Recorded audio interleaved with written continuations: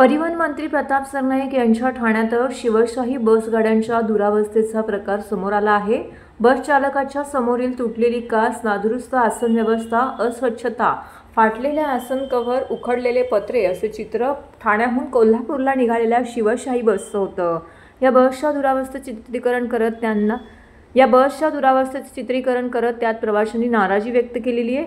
आरामदायी आणि वातानुकूलित प्रवासासाठी प्रवासी शिवशाही बसला प्राधान्य देतात, परंतु या बस गाड्यांची दुरावस्था झाली असून त्यातून जीवघेणा प्रवास सुरू असल्याचा प्रकार प्रवाशांनी उघडकीस आणला आहे। ठाण्यातील वंदना स्थानकातून पहाटे 5:15 कोल्हापूरला जाण्यासाठी शिवशाही बस सोडण्यात येते। शुक्रवारी सकाळी ही बस पाऊण तास उशिराने सोडण्यात आली, त्यामुळे स्थानकात बसची वाट पाहत तात्काळ उभे राहावे लागलेले प्रवाशांनी नाराजी व्यक्त केली आहे। त्यानंतर स्थानकात आलेल्या शिवशाही बसमध्ये पाऊल ठेवताच त्यांना बसची अवस्था पाहून धक्काच बसला।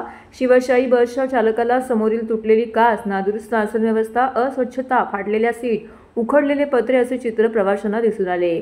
या बसच्या दुरावस्थेबाबत प्रवाशांनी चित्रीकरण केले आणि त्यानंतर ठाणे काँग्रेस प्रवक्ते राहुल पिंगळे यांनी फोनवरून संपर्क साधत याबाबतची माहिती दिली। तसेच त्यांचे पुरावे म्हणून बस गाडीच्या दुरावस्थेबाबत केलेले चित्रीकरण पाठवले। यानंतर पिंगळे यांनी ही बाब प्रशासनाच्या निदर्शनास आणून दिली आहे। इतकी बेकार आमचा नंबर आहे,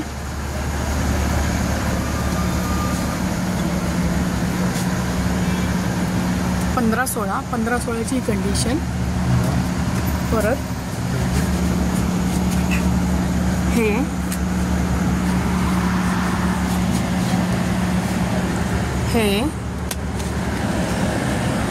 ह्याला सीटच हेच नाहीये।